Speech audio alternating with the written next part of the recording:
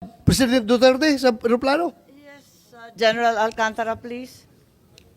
Mr. Senator, Madam Chair, I've said from time to time that my mandate is to coordinate our law enforcement agencies to comply with the requirement of the Interpol. Correct. And, I believe you, sir. Coordination ka lang. Coordination ka lang. Pero sinabi ni General Marvel na ikaw daw nag-order sa kanya. That is the limit of my power. Yeah. That's the But limit. according to General Marvel, ikaw daw nag-order sa and kanila that is- na isakay sa aeroplano si And that Pangulong is the Duterte. limit also of my authority. That's my mandate. To My have him. mandate is to coordinate, Coordinate. disseminate. So, for the record, hindi ka nagbigay ng order kay General Marvel na isakay siya sa aeroplano? Hindi. For the record.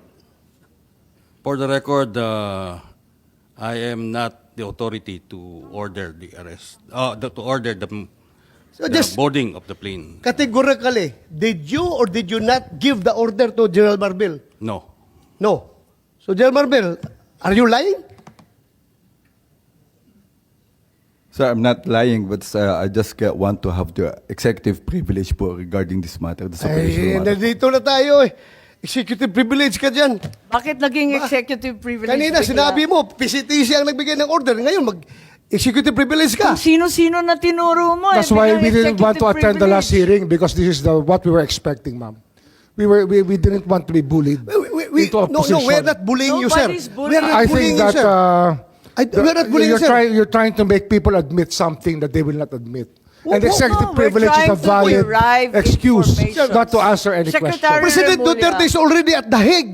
Tapos na We're ang asking boxing. kung sino nagpadala doon sa kanya.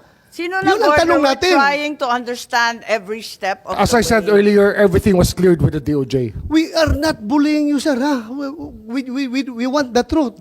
That's why if we So, try sir- to make a person admit something that should not be admitted, it means that there is something more to it, which is